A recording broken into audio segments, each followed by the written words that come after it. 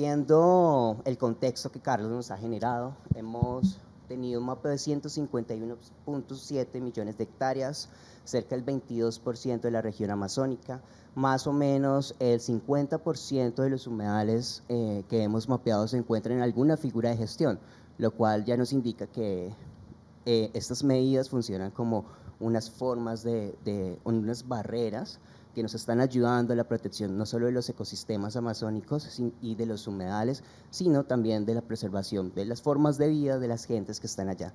Entonces, considerando el avance del conocimiento científico sobre el mapeo de los humedales amazónicos y sus amenazas y presiones, ¿cómo avanzar en el uso efectivo de esta información? ¿Cuáles son los vacíos de información con respecto al mapeo y la dinámica de los humedales que aún existe? Kátia. Bom dia a todos.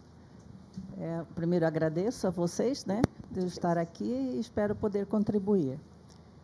Bom, eu sigo muito a respeito a toda a condução técnica, científica de mapeamento para áreas úmidas, o que é postulado pelo Hansard, né?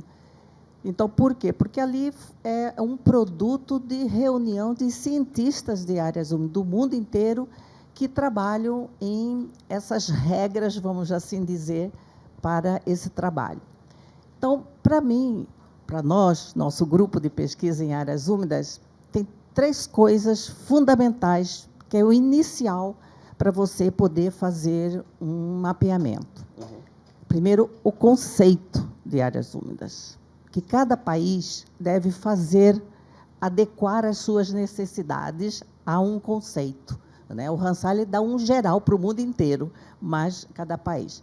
Depois é delimitação. Delimitação envolve política, envolve gestão, envolve toda a definição, e muitas vezes é causa de estranheza, né, entre o usuário e a gestão.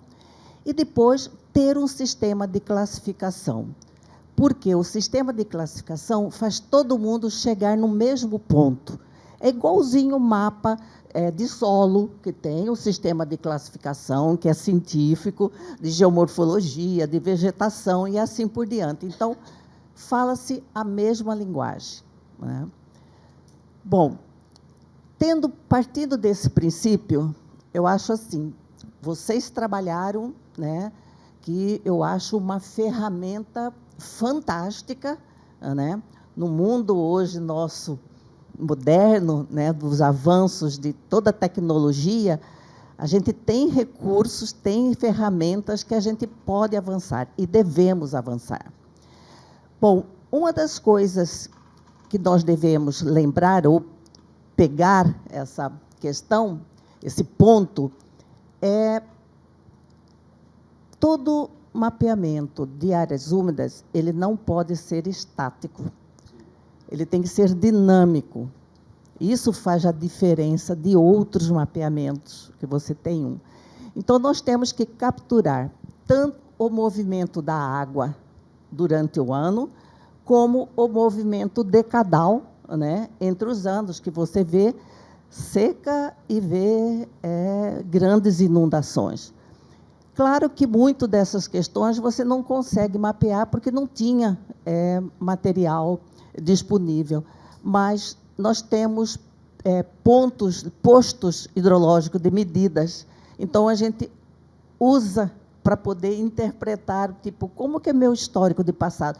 Já houve seca em épocas muito antigas, porque esses registros, os clássicos da Amazônia, tem registro da Marinha há muito tempo. Então, eu acho que quando você dispõe disso, e hoje, com a tecnologia para você monitorar, aí sim nós temos uma ferramenta e tem que ser oficial. Porque, se não é oficial, não tem valor jurídico. Entra na justiça e derruba. Então, tem que ser oficial. Esse é um ponto importante, certo? O reconhecimento dos países, né, que aquilo é um documento que o país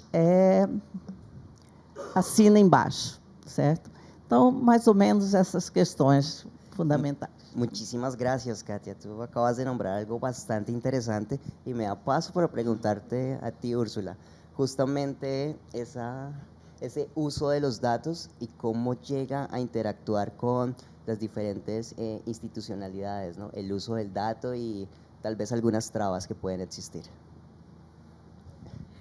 Bueno, claro, como sobre la calidad de los productos que están presentando, no hay duda. A mí cada año que veo los resultados que han avanzado es cada vez más impresionante.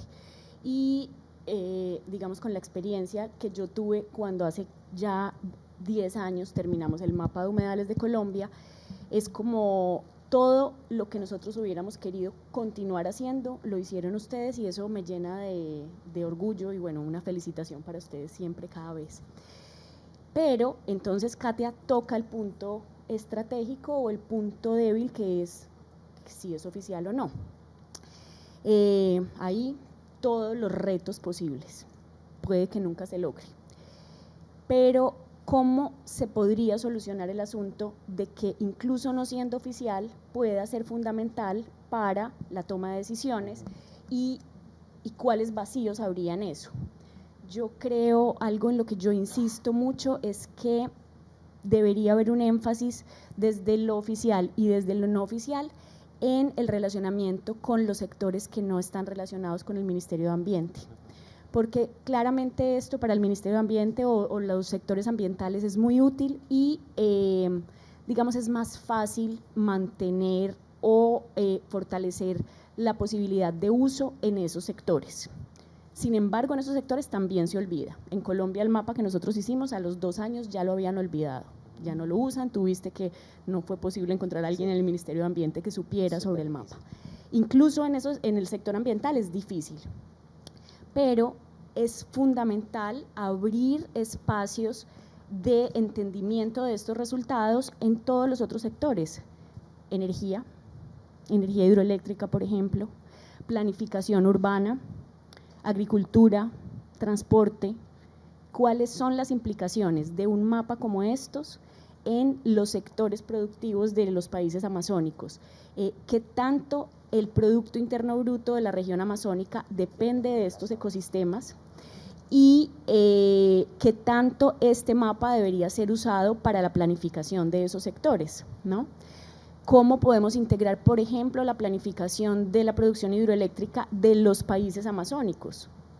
¿Debería haber? ¿No debería haber? Si hay en los países andinos, entonces en los países de tierras bajas no.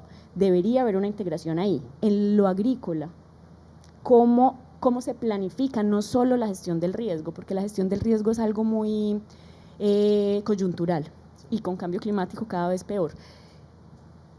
La planificación de la producción agrícola, ¿cuál es la implicación de esto? Y las ciudades, que es la discusión que también hemos tenido 1000 veces, y por eso es que no llega a ser oficial, porque al final es por esos sectores por los que estos mapas no llegan a ser oficiales, porque contradicen o tumbarían nuestras constituciones. En el caso de Colombia, los humedales son inalienables, inajenables, imprescriptibles. Cuando vas a ver el mapa, pues todas las ciudades de Colombia están sobre humedales, entonces uno dice, bueno, mejor entonces no volvamos al mapa oficial porque se nos vuelve un enredo, ¿no? Entonces, creo que toda la fase de intentar usar y volver efectivo debería tener un énfasis muy grande en el relacionamiento con todos los demás ministerios, incluso defensa, ¿no?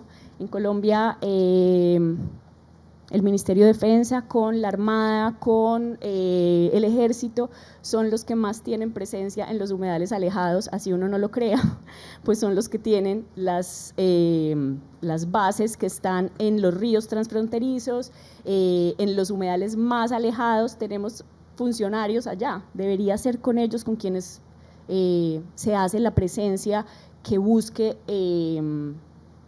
la conservación, la restauración o incluso el entendimiento de las dinámicas de que los ríos se mueven y por lo tanto las fronteras son móviles. Bueno, y ahí todos los demás sectores posibles. Muchísimas gracias, Úrsula. Y yo creo que Úrsula me acaba de dar un paso muy interesante para hablar justamente de la aplicación visto desde una óptica regional, ¿no? Porque los humedales son transfronterizos. y muchas veces las medidas de gestión que un país puede utilizar, el siguiente país no las conoce y las desconoce. Entonces, desde la OTCA, ¿cómo se ve la implementación de estos datos, el uso de estos datos? ¿Cómo podríamos avanzar? Bueno, les saludos a todos, los viejos y nuevos de la HAISGI, ¿no? Ver caritas nuevas es genial, porque significa vida larga a HAISGI, muy importante. Pero yo estoy hoy en día, desde el año pasado, no desde 2020, hace 11 meses estoy ahí con la óptica, y ahí este cuento oficial, no oficial, está siempre en las discusiones, la importancia capital que tienen las áreas húmedas, ahí está la gente, ahí están los cultivos tradicionales y modernos, ahí están las ciudades, porque siempre nos acercamos, ¿no?, de las riberas, de los ríos. Ahí están los impactos. Hoy en día, yo acabo de llegar de Colombia con Víctor Hugo y pasamos la semana pasada escuchando la palabra crimen, crimen, crimen y crimen. Igual, las zonas inundables son un receptario de crímenes ambientales, ¿no? Ahí están la minería y otros temas. Entonces, bueno, tener una mirada sobre esos espacios, su pulsación, su dinámica lateral, vertical, y lo que representan en términos de dinámica ecosistémica como versarios, yo no sé si se dice versarios en español. ¿Perdón? Zonas de cría de pescados que son claves para la Amazonía. Yo destacaría igual los desafíos, los grandes retos que tenemos cuando miramos las crisis climáticas que ya afrontamos y que van a estar ahí más intensas, más frecuentes. Legalmente, esto se pasa en las zonas inundables. Entonces, ahí tenemos un desafío grande de planificación. Y yo entiendo que la planificación no se hace solamente con datos oficiales, pero con datos de calidad. Esta es yo sustituiría en la óptica, mi estrategia es, yo quiero mostrar, dar visibilidad a lo que tiene calidad y no a lo que tiene, ¿no?, el oficialato, digamos, firmando ahí por debajo. Porque además de servir para una toma de decisión, estos datos son para formar una opinión, para formar un senso crítico. HAISGI desde su principio tenía esta intención de hacer el rompecabezas de los países y desde ahí agarrar un diálogo de alto nivel con políticas públicas. Pero si las políticas públicas tienen la cabeza dura, este es un otro cuento, es un otro problema. Entonces, les comento que ahí en el espacio que tenemos en el observatorio, HAISGI tiene un espacio muy querido, muy importante, por el trabajo que hacen. Entonces, bueno, me parece importante pensar las zonas húmedas hoy en día para un tema que es muy caro para nosotros, pero que estamos muy debilitados, porque latinos que somos, hablamos siempre de los errores que cometemos, con deforestación, con quemas, con crímenes, con lo que sea. Pero el desafío no está en la mitigación de los impactos. La mitigación lo arreglamos de otra manera. Pero cuando tenemos una mirada como esta sobre la Amazonía, de los humedales y su importancia, tenemos que pensar adaptación, que es el tema caro, que no tenemos la misma dedicación que la damos a mitigación. Entonces, ahí están los retos más importantes de adaptación. Yo tengo escuchado hablar mucho de seguridad alimentaria, de seguridad hídrica, y yo veo soluciones que están ahí brotando, que son soluciones que yo conocía más bien aplicadas al semiárido brasileño. Yo nunca me imaginé que iríamos pensar en estoques de agua en las planicies de inundación, de estoques de pescado y de alimentos en las planicies de inundación.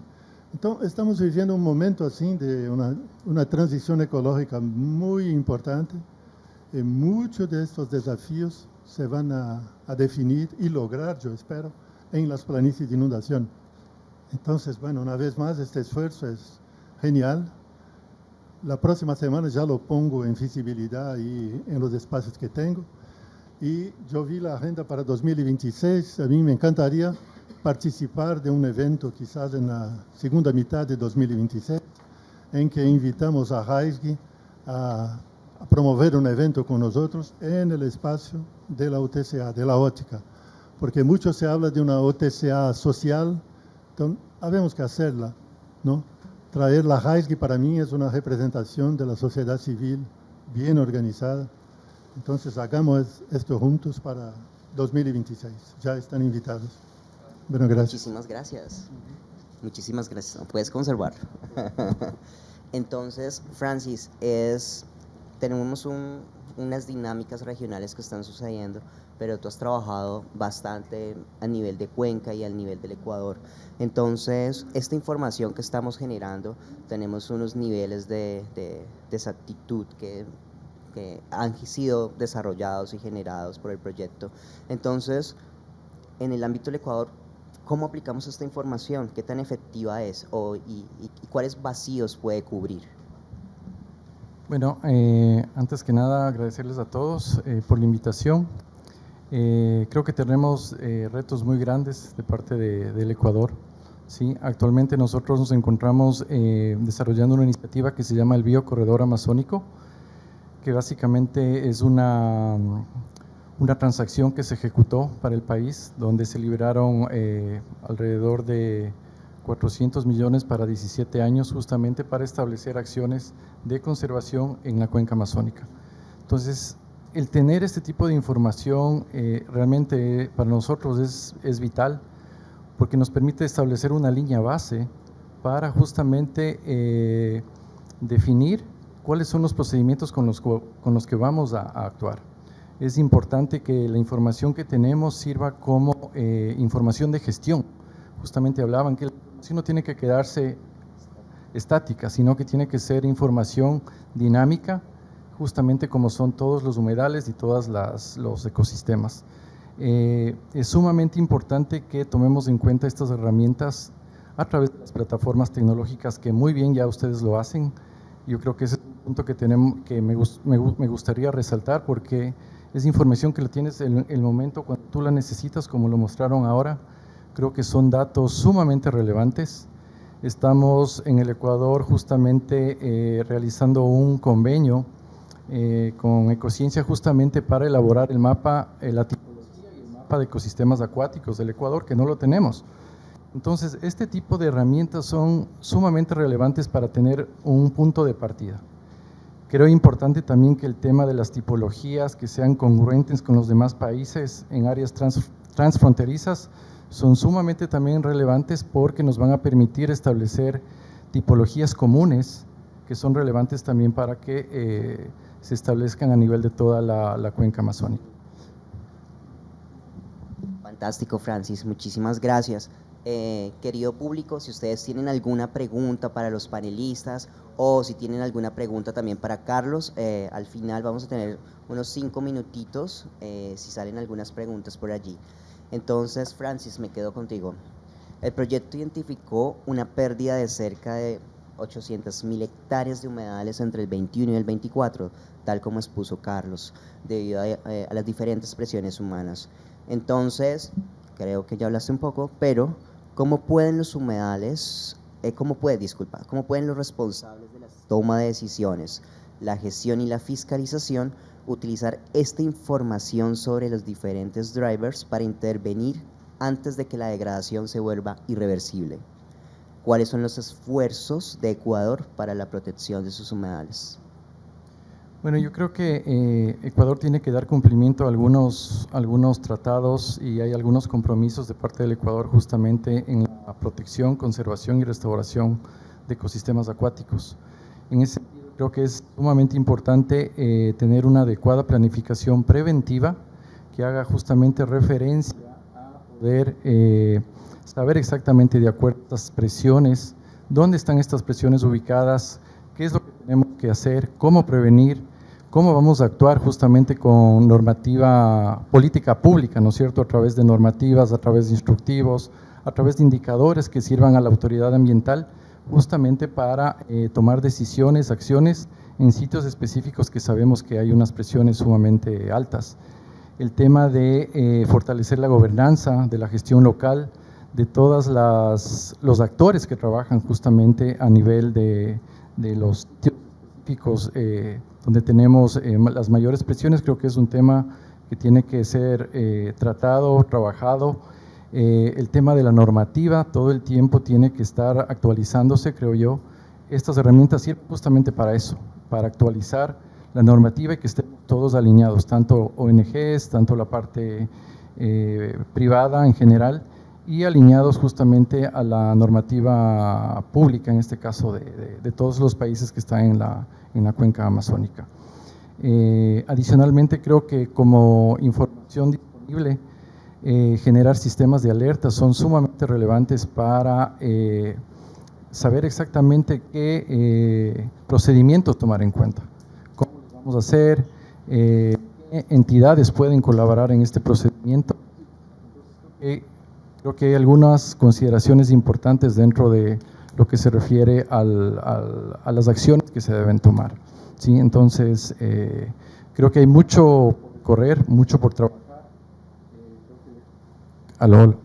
Creo que Ecuador está avanzando muy bien en este sentido.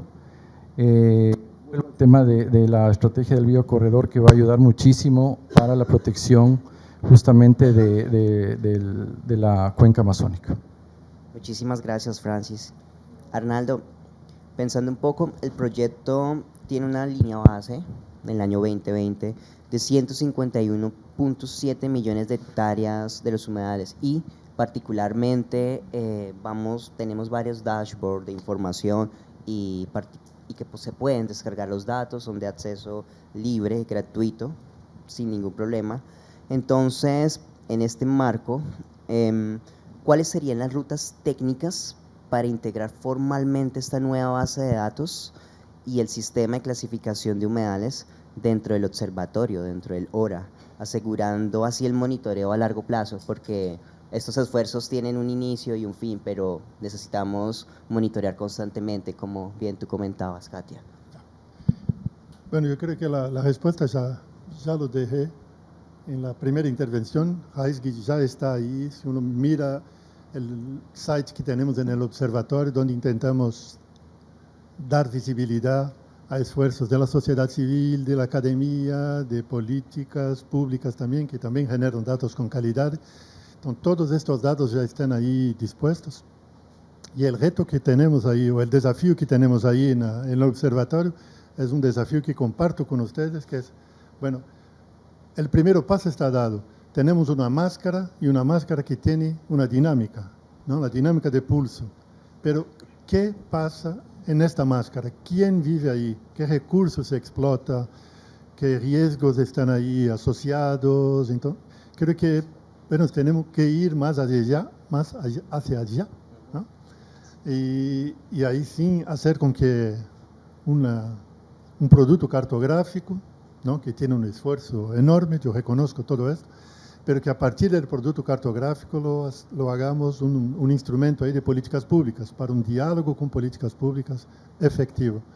Entonces, ahí yo estoy en una organización multilateral, donde yo dialogo ahí con embajadores, no con ejecutivos de políticas públicas. Esto hace una diferencia increíble, porque ustedes que viven quizás en el mundo más cerca de la ejecución, bueno, uno casi no se acerca de la diplomacia, de la cancillería. Este es un mundo aparte.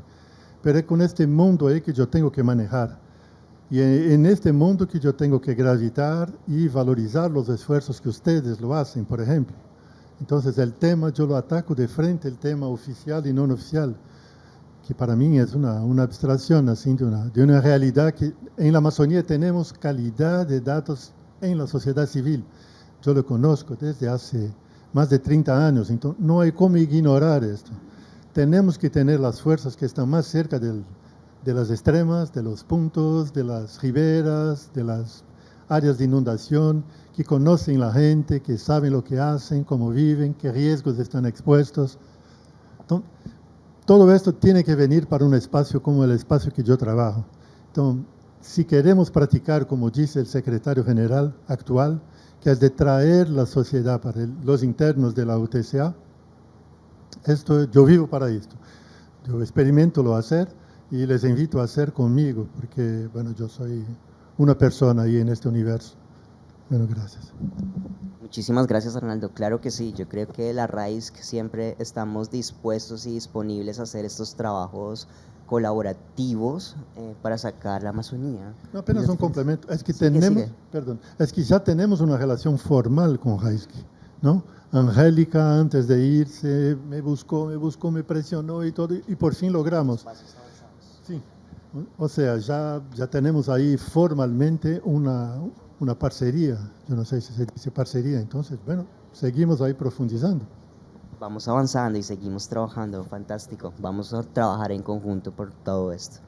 Úrsula, en el trabajo que participaste para el mapeo de los humedales colombianos, es fundamental para demostrar que la cartografía oficial del país a menudo ignora el agua estacional, ¿no?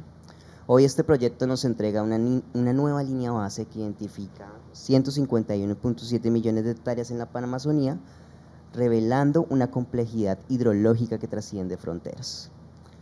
Desde tu experiencia en la delimitación de estos ecosistemas complejos, ¿cómo logramos que esta información científica sea traducida en insumos para política pública y la toma de decisiones en diferentes escalas? ¿Cómo este insumo puede apoyar a estos instrumentos de planificación territorial?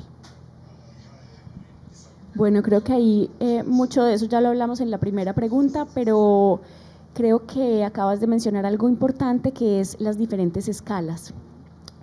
No podemos pretender que todo sea en la escala nacional o en la escala transnacional y oficial, que sería lo ideal. Por supuesto, lo que queremos es que este mapa sea oficial. Muy difícil, muy difícil. Nosotros ya intentamos 1000 cosas y la estructura del Estado en el colombiano por ahora no lo permite.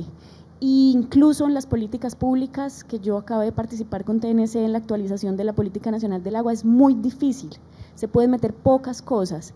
Entonces ahí hay que seguir trabajando en eso desde espacios como la diplomacia, pero mientras tanto se puede ir trabajando en los otros niveles sin esperar que sea oficial. Creo que va a pasar mucho tiempo para que sea oficial.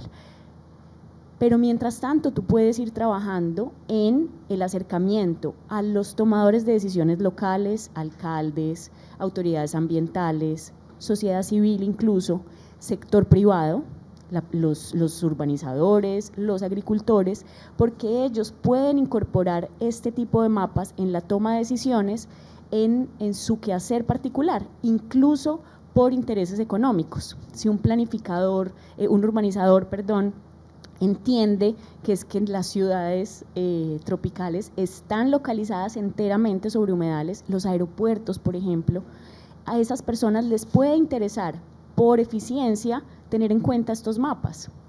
Y incluso no por eficiencia, porque les parezca más, mejor imagen, y en el caso de la agricultura claramente es por asuntos económicos. Los alcaldes, todos ellos de manera digamos estratégica, aunque no sea mapa oficial, pueden ir incorporándolo. ¿Y cómo logramos eso? Yo creo que lo que se necesita es una organización que permanentemente se dedique a eso, porque si es solo un proyecto, el proyecto se acaba, perdón que sea tan autorreferencial, pero pues la experiencia que yo tuve con el proyecto de Colombia Anfibia fue que nosotros hicimos gran cantidad de esfuerzos en la divulgación, hicimos CDs de música, libros ilustrados que ustedes conocen, fuimos a cada una de las autoridades ambientales, les entregamos una memoria con toda la información, les dimos capacitación de cómo usar el mapa y yo creo que esos funcionarios lo usaban, solo que a los 3 años esos funcionarios ya no hacen parte de la entidad.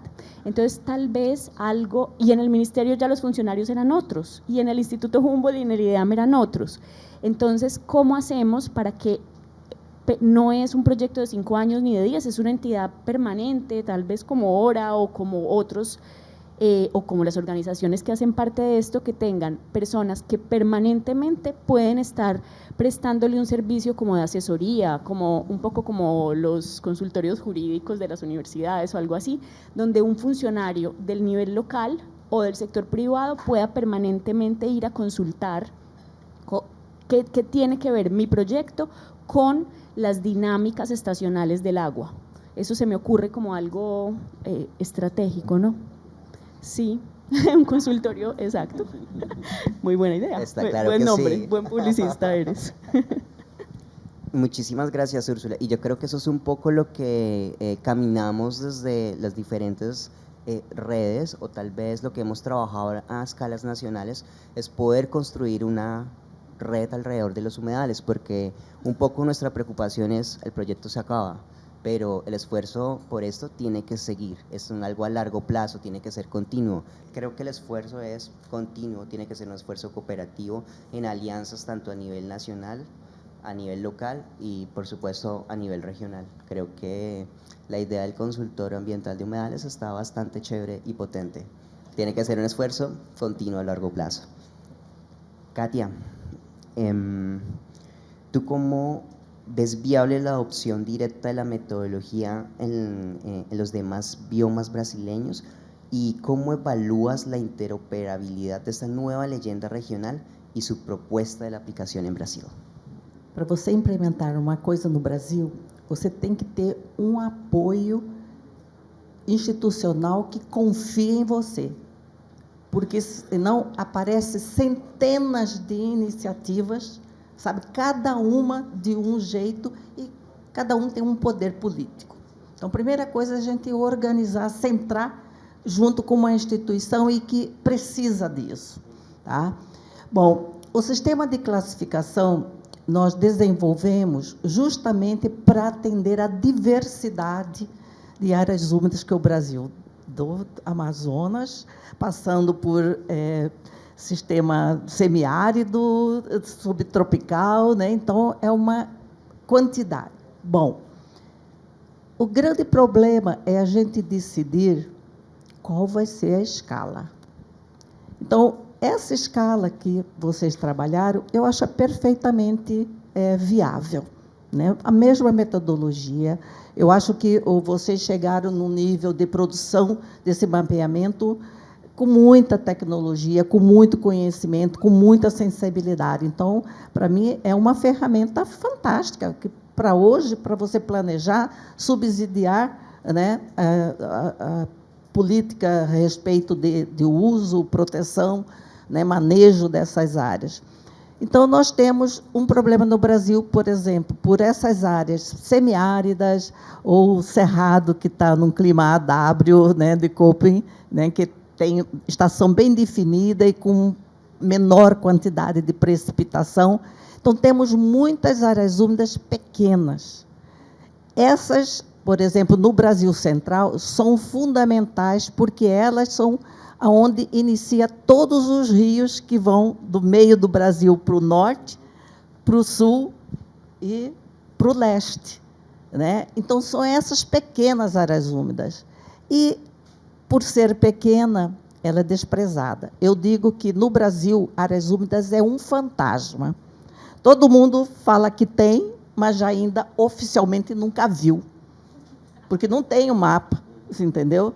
Então, é isso. Enquanto ela está fantasma, a coisa acontece. Mas eu acredito, sabe, que é perfeitamente compatível com os nossos biomas, porque nós trabalhamos com mais de 70 pesquisadores do Brasil inteiro. Então, não foi uma coisa de uma pessoa, não, foi uma equipe, né, que, no Brasil, cria-se pelo Conselho de Pesquisa Nacional, ele aporta recursos para grupos especiais que estão inovando. E nosso foi áreas úmidas, né, que a gente pegou e conseguiu produzir uma informação. Agora a gente quer para a segunda fase, que nós temos já o segundo projeto, né, que onde entra a parte de pesquisa em mapeamento, né?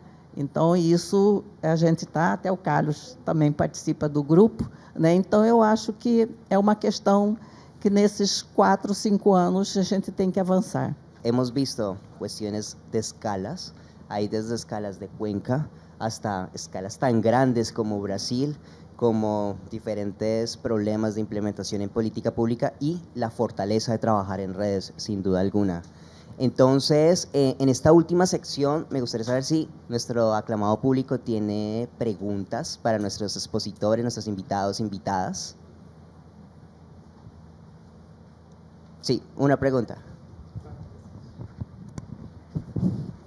Hola, buenos días a todas y todos. Muchas gracias. Yo quería, pues, lo han mencionado varias veces, pero quiero como tener una respuesta, pues, porque ha sido como alternativas. O sea, pero si un gobierno entonces dice, no, esto no es oficial, no lo voy a usar, ¿cuál sería la respuesta de RISE y Mapbiomas? Bueno, hablando de ahora, yo creo que hay que persistir, ¿no? En los espacios de fala que yo tengo, ahí está HiSG, ahí está Mapbiomas, ahí hay datos que, como dice Katia, no existen. Entonces ahí ustedes están llenando un espacio, hay un vacío de información. Un aspecto importante es, bueno, cuando yo cruzo Carlos, es como cruzar un poco Philip Fernside, que es un otro investigador muy conocido de la Amazonía, que para dónde va, tiene su maletín con sus artículos, con sus papers más actuales. Y esto es lo que es el reconocimiento de sus pares, de investigadores, y que trae la calidad del trabajo que está asociado a una persona, digamos, o a un grupo. Claro, por supuesto. Porque ahí están los pares que están evaluando, exponiendo sus críticas. Entonces, yo creo que la persistencia hace con que el público que tengo termina por doblarse a una calidad que es reconocida ampliamente. Entonces, creo que hay que insistir y persistir, que los datos que tienen calidad tienen que tener reconocimiento. Nosotros, como red, constantemente estamos generando información. Como RISE, somos constantes con el monitoreo y este es un plus, es un valor agregado porque tenemos ese esfuerzo, siempre estamos en la búsqueda, es continuar haciendo y generando estas informaciones, estos análisis y dejarlos a la disposición de toda la sociedad en general. Entonces, cubrimos este vacío de información y adicionalmente a esto es constante. Así que a partir de la generación del dato y el uso de la gente, empezamos a generar lo que se llama como la oficialidad, porque la gente lo piensa reconocer y lo empieza a usar. Ese es como nuestro punto. Es que el asunto de la oficialidad creo que es muy complejo porque, por ejemplo, en el caso colombiano, el mapa de ecosistemas sí incorporó el mapa de humedales, no en la totalidad del porcentaje, pero en un alto porcentaje. Pero el problema iba más allá de eso, es que la Constitución, por ejemplo, dice que los humedales no pueden tener título de propiedad. Pero si yo cogía ese mapa y lo pongo sobre el catastro, pues como el 98% del catastro está sobre humedales, el registro oficial. Entonces, son las implicaciones que tiene la incorporación de un mapa como ese. Entonces, ¿cómo se solucionó implícitamente? Yo no creo que nunca nadie se haya juntado a decir, vamos a ponerle este nombre. No, implícitamente los funcionarios lo que hicieron es que el mapa no se llama de humedales, sino que se llama ecosistemas acuáticos en el mapa de ecosistemas. Y en la Constitución, en las leyes, en las políticas, sigue apareciendo que los humedales en Colombia son áreas en donde no puede haber ni agricultura ni urbanización, lo cual es completamente falso, porque pues somos un país húmedo. Entonces, más allá de la oficialidad en el juego de la palabra, es las implicaciones reales que eso tiene, que son sumamente complejas y que, yo no sé, pasarán muchos años para que se solucione. Para que podamos decir, en un país tropical sí hay explotación petrolera en humedales, porque no hay cómo no, sí hay urbanización, sí hay agricultura, sí hay ganadería, porque no hay más donde hacerla, porque precisamente nuestra gran bendición es que somos países llenos de agua, ¿no? La estrategia en Brasil es, primero, general, decidimos publicar artículos científicos como producto para tener esta chancela científica que abre mais espaços para dialogar com diferentes setores. Segundo, dados e algoritmos abertos. Esses dados vão estar disponíveis. A série é multitemporal, estamos trabalhando para submeter este artículo. Se tem necessidade de acesso, por favor, entre em contato, pero hasta final de março todos os dados estarão abertos, porque vamos a submeter este artículo para garantizar que vamos a ter também outro produto científico de série multitemporal.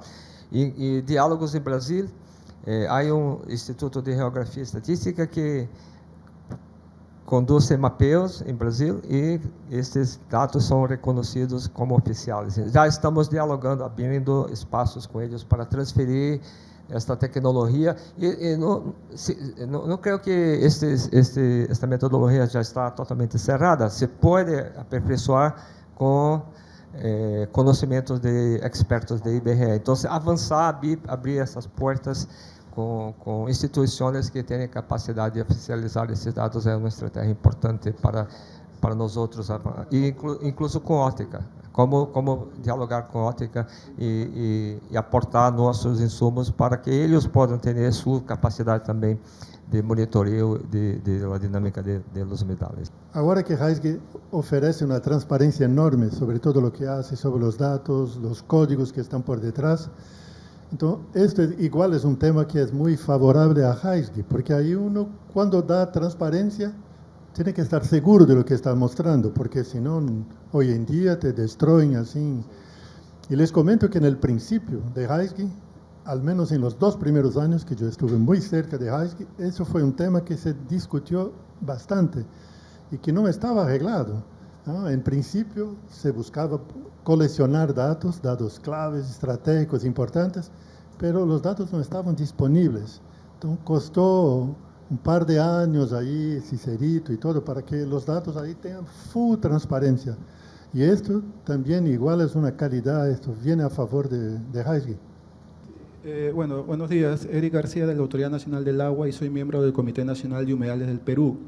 Un poco escuchando lo que han estado discutiendo, lo que me interesaría aportar es que en el caso peruano ha habido un gran avance desde el año 2015. Nosotros tenemos un Comité Nacional de Humedales muy activo y en 2024 tenemos una ley de humedales que hemos aprobado y se ha reglamentado el año pasado.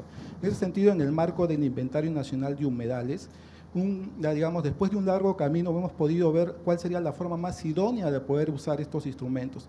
Estos mapas que ustedes muestran son muy útiles, pero a cierta escala cartográfica. Cuando nosotros usamos esta información para la gestión, se requieren de otros criterios y otro tipo de información. Entonces nosotros nos hemos cuidado mucho que al momento que hemos aprobado esta ley, todo inventario de humedales que se haga en el Perú es de carácter referencial, con respecto a los límites. Entonces eso es un candado que hemos puesto muy importante porque nos permite garantizar que cualquiera que quiera decirnos, declárame esto, como bien han dicho ustedes, zonas de bienes de dominio público hidráulico intangible, lo que fuere, no puede hacerse en base a un mapa de un inventario de una escala tan grande. Entonces, bajo ese escenario hemos podido trabajar y estamos en la construcción de estos instrumentos más detallados que nos va a permitir una gestión vinculada en el territorio. Ahora, lo que sí recomiendo es que siempre incido que estas iniciativas, me parecen valiosísimas, tienen que conversar con la parte del Estado, porque si no se quedan en productos académicos o productos que tienen otra finalidad y no se ajustan con las leyes. Entonces sería bueno que toda esta iniciativa se pueda hacer de conocimiento del Comité Nacional de Humedales como un aporte. Eso sería. Y esto lo hemos tenido muy en cuenta en el proyecto a lo largo de estos 2 años y medio a nivel nacional. A lo largo de los 8 países amazónicos se han hecho diferentes talleres con diferentes actores claves, diferentes stakeholders, porque lo que bien comenta, es importante que las diferentes institucionalidades, ONGs y la sociedad civil estén inmersas en el proceso. Los colegas de IBC han hecho un esfuerzo muy grande en diferentes locaciones, aquí particularmente en el Perú, y realizando talleres desde el norte al sur de Perú, justamente para tener la concepción de cómo se está analizando y cómo se están aterrizando en los diferentes mapeos. Ahora, nosotros estamos proponiendo una metodología de mapeo que funcionó con datos globales y estamos obteniendo datos regionales. ¿Cuál es nuestra hipótesis? Nuestra hipótesis es cuando empecemos a utilizar datos nacionales, las precisiones y las escalas van a mejorar muchísimo. Entonces, como bien comentó Carlos, esta es una metodología cerrada, ya está lista para usar. Esto significa que a medida que mejoren los insumos van a mejorar las escalas de precisión y a nivel tanto nacional, departamental, estatal, incluso local o de comunidades, van a mejorar muchísimo los mapas, y esto depende de la cantidad de datos e insumos que podamos tener. Entonces, esto es lo poderoso de estos métodos, que independientemente de la escala en que lo analices, vas a obtener muy buenos resultados según los datos que tú empieces a utilizar para generar el mapeo. Entonces, no sé si quieren comentar algo asociado a esses slides. Eu acho que a gente precisa de uma estratégia para você, independente se é oficial ou não, dar início a um pontapé, né?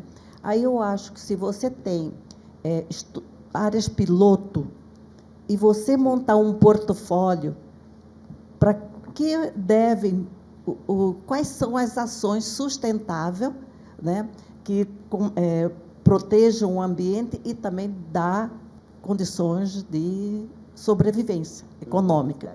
Aí você independe. Geralmente os países têm planos, programas, né, para essas atividades com comunidades tradicionais. Mas aí seria dentro da filosofia do que foi desenhado nesse projeto. Eu acho que quando você começa também de baixo, do ponto focal para cima, o que avançou na Amazônia, por exemplo, com comunidades indígenas? Por que muitos se empoderaram? Porque foi trabalhado nesse sentido. Então, para os ribeirinhos, precisamos trabalhar também nesse sentido. Então, eu acho que faria um ponto focal para começar, para envolver más pessoas e praticar, ter exemplo, ¿no? Sin duda, esos son nuestros próximos pasos. Tenemos que trabajar muy fuertemente en llegar incluso a los niveles de Maloca, como bien eso es lo que queremos. Muchas gracias Johnny, Muchísimas muchas gracias a nuestros panelistas. Les damos un fuerte aplauso. Gracias. Pueden pasar.